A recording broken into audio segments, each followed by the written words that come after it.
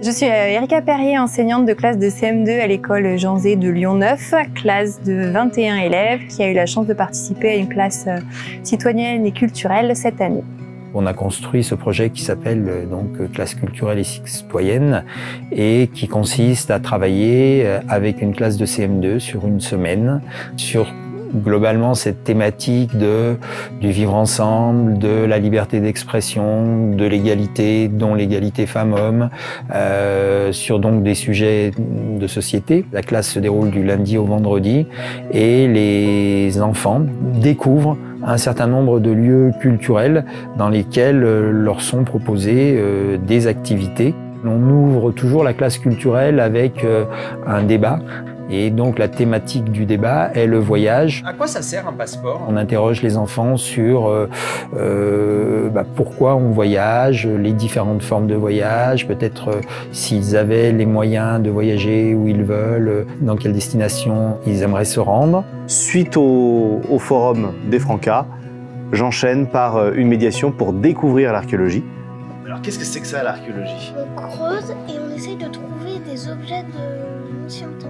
Découvrir l'archéologie, découvrir des artefacts ou des écofacts, donc des choses produites par l'homme ou des restes de la nature du passé, c'est voyager, mais dans le temps. Nous accompagnons cette classe au niveau des Francas. Donc nous nous sommes rendus au musée des Beaux-Arts où nous avons eu une intervention autour de différentes œuvres, une intervention croisée entre le musée des Beaux-Arts et le musée Lugdunum. Le mardi matin, nous sommes allés au musée d'art contemporain où il y avait une exposition qui s'appelle Little Odyssey. Pendant la visite, on a axé sur l'expression des émotions et sur le corps aussi. On leur a fait mimer des émotions dans une œuvre interactive. Et ensuite, on a fait un atelier parmi lequel ils devaient associer, d'abord lister des émotions, ensuite leur associer une couleur, donc ça c'est quelque chose de très personnel. Et enfin, ils ont pu dessiner leur silhouette et l'orner des couleurs associées à ces émotions-là.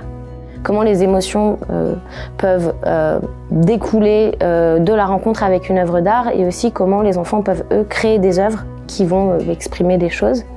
Ça leur a fait, je pense, du bien d'extérioriser et de mettre en scène un peu toutes les émotions qu'ils peuvent ressentir dans leur vie. Jeudi, les enfants, la classe donc est allée à l'Opéra où il y a eu une intervention croisée avec aussi le musée des Beaux-Arts autour d'un conte d'Orient et l'intervention d'une chanteuse lyrique.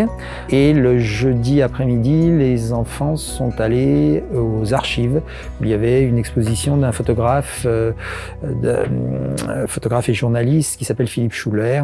Les différentes expositions qu'on a vues leur ont ouvert les yeux un petit peu sur les cultures du passé, les cultures dans d'autres pays grâce aux photos, comment on peut gérer et travailler ses émotions avec le MAC. L'idée, c'est de prendre ce temps d'une semaine pour pouvoir permettre aussi aux enfants d'exprimer des difficultés qu'ils peuvent ressentir par rapport à certaines œuvres, des gènes, et qu'on soit sur un temps où les enfants produisent aussi eux-mêmes. Et le vendredi après-midi, donc les enfants, avec leur enseignante et nous, construisent un parcours dans l'école et on travaille avec eux sur une médiation autour de ce parcours. Et à partir de 16h, le vendredi, sont invités les parents de ces enfants. Et ça, c'est un miroir. Par exemple, regardez ici, mais là, il est tout abîmé, bien sûr.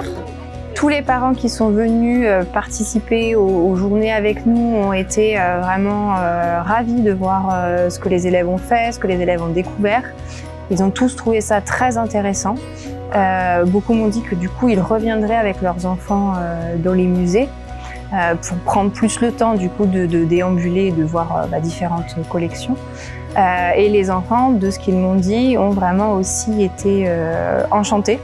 Alors tous n'ont pas aimé les mêmes choses, suivant les affinités de chacun, mais tous ont adoré un moment, au moins un moment dans la semaine.